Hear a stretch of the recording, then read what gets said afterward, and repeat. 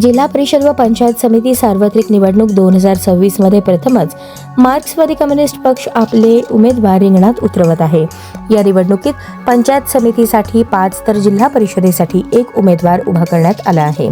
कुंभारी, धोत्री, सांगोला, मंद्रुप, चपळगाव या भागांमध्ये माकपचा संघटित प्रभाव असून स्थानिक शेतकरी व मतदारांच्या सक्रिय सहकार्याच्या जोरावर पक्षाचे उमेदवार विजय मिळवतील असा विश्वास पक्षाचे ज्येष्ठ नेते व माजी आमदार कॉम्रेड नरसई आडम मास्टर यांनी व्यक्त केला। विशेषतः रेनगर, गोदताई परुळेकर नगर, कुंभारी व लगतच्या परिसरात पक्षाची मजबूत पकड आहे। जिल्हा परिषदेसाठी कुंभारी मतदारसंघातून प्रियांका दोनतुल या उमेदवार रिंगणात आहेत।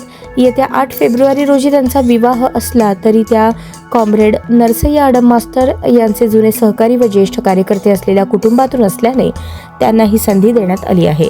पंचायत समिती धोत्री गणामधून भारताचा लोकशाहीवादी युवा महासंघाच्या राज्य समिती सदस्या तडफदार व उच्च शिक्षित तरुणी अश्विनी आडम उमेदवार आहेत, तर कुंभारी गणातून नितीन यादगिरी, मंद्रुप येथून यासिर मकानदार, सांगोला चोपडी गणातून अतुल फसाले, चपळगाव गण राजेंद्र स्वामी हे उमेदवार पंचायत समिती निवडणुकीच्या रिंगणात उतरले आहेत।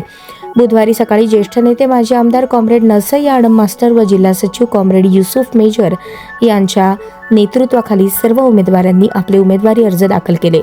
यावेळी पक्षाचे राज्य समिती सदस्य ॲडव्होकेट अनिल वासम, विल्यम ससाणे, बापू साबळे, वसीम मुल्ला यांची उपस्थिती होती। ग्रामीण भागातील शेतकरी, कामगार व सर्वसामान्य जनतेच्या प्रश्नांना प्राधान्य देत ही निवडणूक लढवली जात असल्याचे माकपच्या वतीने सांगण्यात आले आहे।